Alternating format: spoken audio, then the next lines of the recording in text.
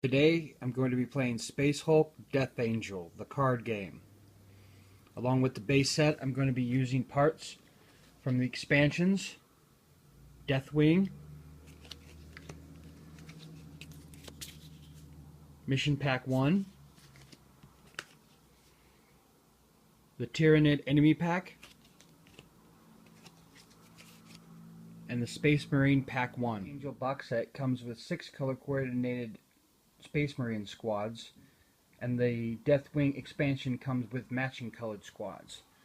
So we have red, yellow, green, blue, purple, and gray. Pack expansion comes with 2 additional teams, black and orange. 6 different location card types, numbered 1A through 1C, 2, 3, and 4, with 2 different colors, red being the most difficult and green being the easiest. Location 4 also comes with Hive Lord's locations. That comes out of one of the expansions, and I won't be using those. Support tokens used by the Space Marines in helping them fight the Gene Stealers, representing different areas of the Space Hulk. Cards with different ways the game can try to kill the Space Marines. Piles containing the Gene Stealers, both green and red, signifying range of difficulty, along with special Gene Stealers that may or may not come up, depending on the card that gets pulled.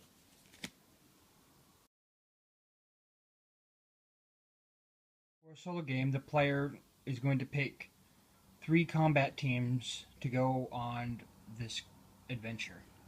So I've picked Marine Team Orange from the Marine Pack 1 expansion, Marine Team Purple from the Deathwing expansion, and Marine Team Gray from the base set. It comes with 6 color-coded tokens which match the original 6 teams, but none of the expansions come with any more tokens. So for this one, I'll be using the Deathwings that match. For Team Purple, I'll be using the other purple, even though the symbols don't match. And for Orange, I'll be using yellows. You choose a void lock that corresponds to the number of players. So for 1 player, I have this lock, which tells me several things about the setup. First off, we'll start with a door, a hallway, a corner, a hatch, and a hallway. It tells me the location deck setup, so we'll have a location 2, 3, and 4. It tells me how many Gene Stealers to put on each side of the column, so 6 on each side. And it tells me how many spawns. So for heavy spawn, there'll be 2 Gene Stealers coming out, and for regular spawn, only 1. So I come over to my location stacks, which I've already shuffled. It just so happens that they fall in this way. And I will pick a location card 2, a location card 3, and a location card 4. Take the void lock, and we put it here in the middle. We take the location cards and put them in numerical order, so 4 at the bottom, 3, 2. We put those over the top, because once we finish this room, we move on to the next room.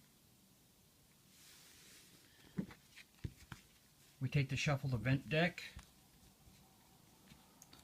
and put it right there. We take the blip piles and we put an amount of blips on each side of the column.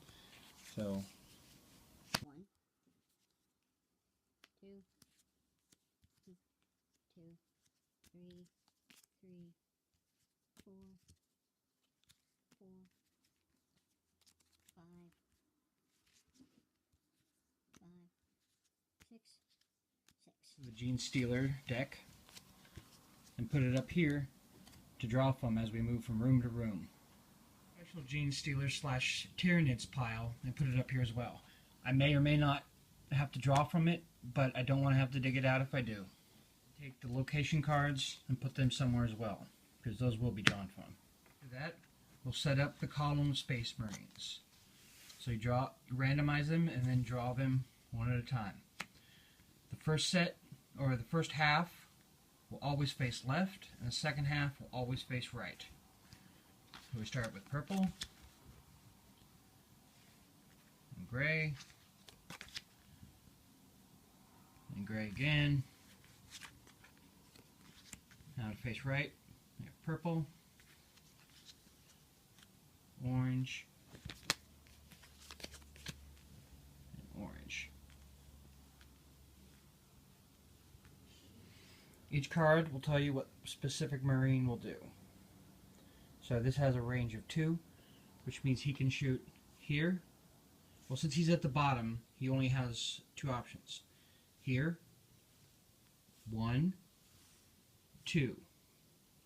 If he was moved further up, that would also extend down. So, for example,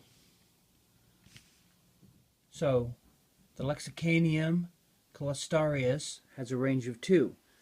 So he can shoot at his level, which you can call level 0. He can shoot at the next level with Brother Scipio, and that is 1 range. And he can shoot up to here with Brother Sharon, or Sharon, whatever. That is range 2. And down, 1, 2. So, sitting in the middle, he has some of the best coverage. He can't cover all the way to the bottom, but he can cover the whole middle section to the left. We set the column up. We're going to set up our action stack, which tells us what each Marine can do each turn. Every Marine has 3 different actions that they can do. You can move and activate, you can attack, or you can support. Each different squad has different actions they can take. Each action that they take does something different depending on the squad.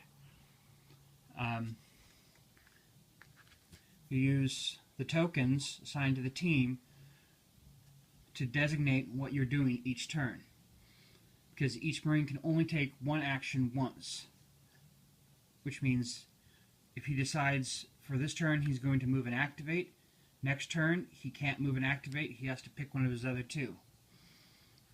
So you'll take the token on the next action and move it somewhere else.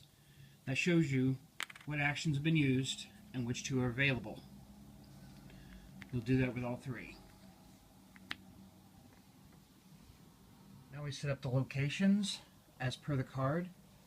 So as we look up here, we're going to take the door and put it 1 from the top. So we take the door, and we count down 1. Then we take the corner and put it 3 from the top. 1, 2, 3. Then the hatch, or the duct, goes 3 from the bottom. 1, 2, 3. And the corridor goes 2 from the bottom. 1, 2. The rest of the locations we'll set up there. You notice in the corner gives you the symbol for easy identification. This symbol over here tells you the frequency in which gene stealers will spawn at a particular location. Oh, sorry, this one. Green being the least likely, red being the most likely. Locations. We draw our first event card. Stalking from the shadows. Instinct. When an instinct is pulled on a multiplayer game, the first player, or the player whose turn it is, will look at this without showing the other players and make the decision. The other players do not get to have any say in this. But since this is one player, I get all the say. So choose a Space Marine with at least one support token and discard all his support tokens. Luckily, it's the first round. Nobody has support tokens. That doesn't do anything. We're going to do a heavy spawn at red and a regular spawn at green. If we had already had Gene Stealers out, the ones with that symbol, the skull with the spikes on it, would move. After it moves, it's going to move according to the Space Marine that it's currently engaged with. Also, the side it's on. So, if a Gene Stealer is on the left side, it's going to move down. If it's on the right side, it's going to move up. If a Gene Stealer would move off the board, or off the column, either to the bottom or to the top, it would instead flank. So, this Gene Stealer would, instead of moving up and off, would just flank and go back down the column this way. So we have a heavy spawn at red and a light or regular spawn at green. So red is over here and so is green. So all the Gene Stealers will come out of this one. So first we draw a Hormigaunt. After spawning, an engaged Marine must spend one support token or roll a die. On a skull, place one Tyrannid from the Tyrannid deck on this swarm. So there we go. That's how we're going to get those special Tyrannids out. He does not have a support token, so he has to roll. We have 0 through 5. On some numbers, we have a skull. I believe there's 50-50 chance. So 2, 3, and that's it. 1, 2, and 3. So yeah, you have a 50-50 chance, 1, 2, or 3, to roll a skull. This is going to come in combat. We need a skull to hit, but we're not there yet. Special. So I did get a skull, so I'm not going to pull a special Tyrannid. Oh wait, no. I am going to place a special Tyrannid on this swarm. So we're going to come up and pull a special Tyrannid. And we're going to put him on this swarm. Special Tyrannid is an Adrenal Gene Stealer.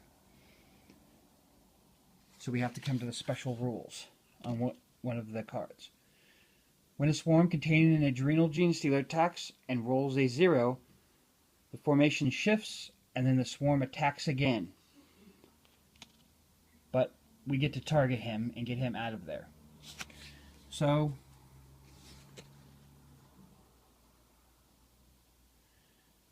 when they attack, they roll a 0, they get to shift according to the movement.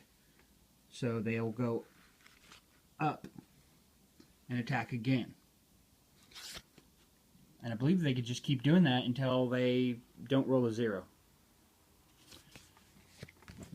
So that's fun, always fun to get out. But that does not count against the normal spawn. So we draw another one, a red one, and it's just a normal one. So we'll put him there, and then we'll draw one for the corridor. It's hard to tell which is up and down on these guys. We'll put him on the corridor.